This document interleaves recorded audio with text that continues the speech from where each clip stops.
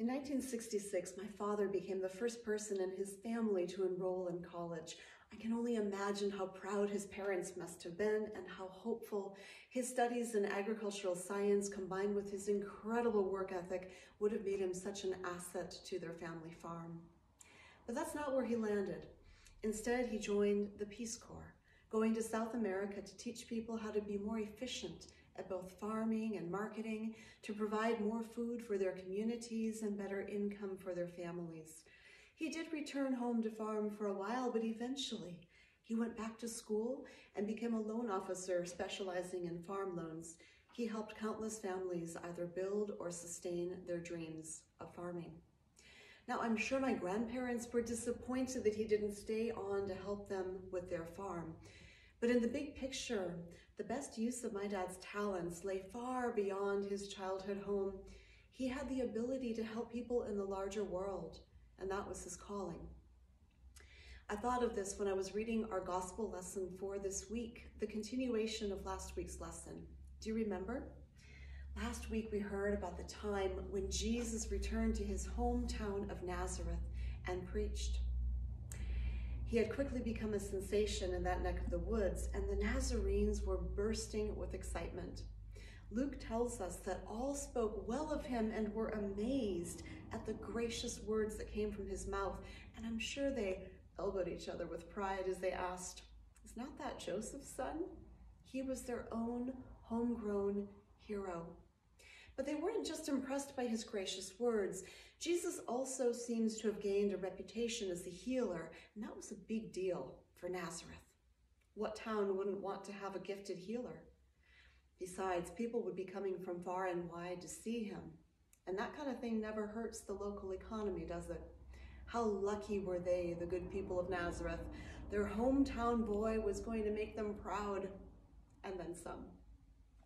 This is likely what they were thinking as he wrapped up his sermon that day, having told them essentially that he was the Messiah chosen by God to make things right in a world where everything seemed to have gone wrong.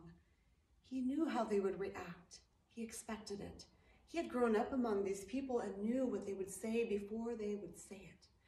So before they could get too excited and kill the fatted calf in his honor, he gave them a reality check. He said to them, "Doubtless you will quote to me this proverb, 'Doctor, cure yourself.' And you will say, 'Do here also in your hometown the things that we have heard you did at Capernaum.' And he said, 'Truly I tell you, no prophet is accepted in the prophet's hometown.' But the truth is, there were many widows in Israel in the time of Elijah, when the heaven was shut up 3 years and 6 months, and there was a severe famine over all the land. Yet Elijah was sent to none of them, except to a widow at Zarephath in Sidon. There were also many lepers in Israel at the time of the prophet Elisha, and none of them was cleansed except Naaman the Syrian." When they heard this, all in the synagogue were filled with rage. They got up, drove him out of the town, and led him to the brow of the hill on which their town was built so that they might hurl him off the cliff. But he passed through the midst of them and went on his way. This story has always disappointed me. Jesus came to town and his own people tried to throw him off of the cliff. Come on, Nazareth, do better. Maybe it's hard for us to grasp their disappointment. What was the big deal? He told them a couple of old Bible stories they probably already knew. But we might not fully appreciate the significance of those stories from our location in time and geography. You see, Jesus' people wanted him to do for them the things they had heard about him doing in nearby Capernaum. It's hard to say what that was. Our narrator, Luke, hasn't even mentioned that town yet, but the people of Nazareth have heard something about Jesus' abilities as a healer, and they want some of that. But Jesus doesn't offer them the promise of healing or anything. Instead, he tells them old Bible stories about prophets whose most amazing works were done for outsiders. Like Elijah, whose story we can find in 1 Kings, the 17th chapter. Quick summary, there was a famine, but instead of sticking around to help his own people, the Israelites, Elijah went to the region of Sidon, north of Israel, and there in a foreign land, he finds a widow on the verge of starvation and performs a miracle that keeps them both fed until the end of the famine. What's more, when that woman's son sickens and dies, Elijah raises him up. The greatest works of Elijah's life, not done for his own people, but for complete strangers in a foreign land. Can you see how that story might have offended the people in Jesus' hometown? Even more controversial would be the next story Jesus tells about another Israelite prophet called Elisha. In the second book of Kings, chapter 5, we hear how Elisha healed Naaman, a man who had suffered from a terrible skin disease. It was a miracle. But again, this is not a healing for a local hero. Naaman was a foreigner, and not just any foreigner. He happened to be captain of the Syrian army against whom Israel was at war. Elisha healed the leader of the enemy's army. This could not have been anyone's favorite story, and yet it is the one Jesus chooses to tell by way of showing his hometown people what kind of a prophet he'll be. Hey, Nazareth, I hate to disappoint you, but basically, don't expect anything at all from Jesus, son of Joseph. He'll be too busy helping other people, foreigners, maybe even your enemies. Maybe we can understand how unsettling this was to the folks who had watched Jesus grow up. They must have been so disappointed. But you see, the good news that Jesus proclaimed was much bigger than Nazareth, bigger than Galilee, bigger than all of Judea. With the voice of a true prophet, Jesus revealed just how broad and how inclusive is God's love and grace. And his hometown crowd, they could have killed him for it.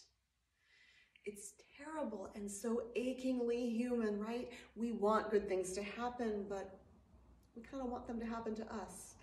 Theoretically, we'd like good things to happen to everyone, but only if we get our prayers answered first. And here stands Jesus telling the people he loves the most, I know you will be disappointed in me, but this thing I'm doing is much bigger than all of us put together.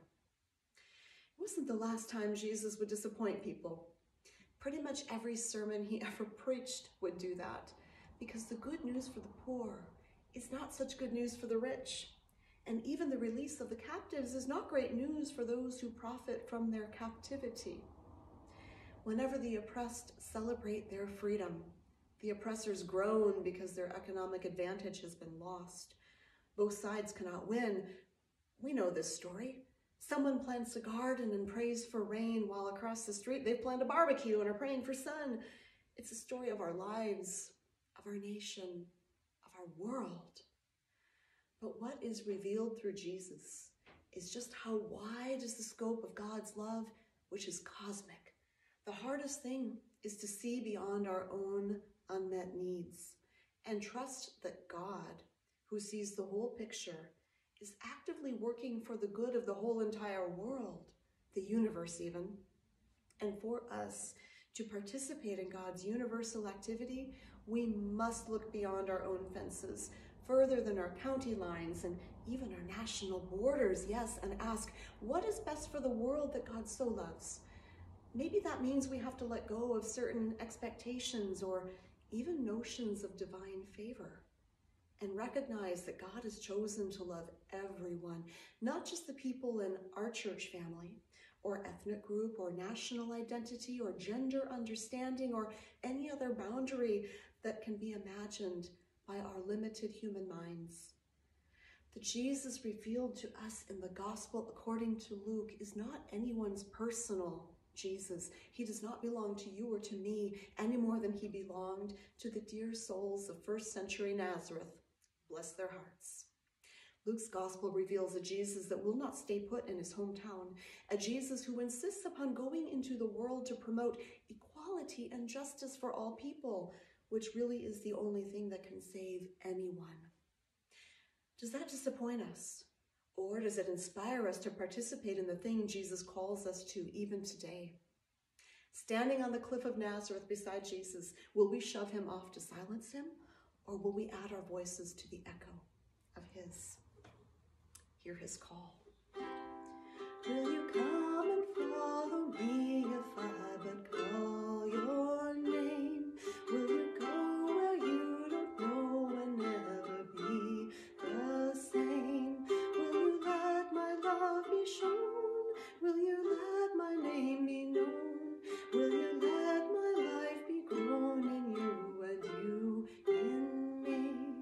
Will you let the blinded see if I but call your name? Will you set the prisoners free and never be the same? Will you kiss the leper clean and do such as this unseen and admit to what I mean in you and you in me? Lord, your summons echoes true when you but call my name. Let me turn and follow you and never be the same. In your company I'll go, where your love and footsteps show. Thus I'll move and live and grow in you and you in me. God bless you on your journey, wherever it takes you.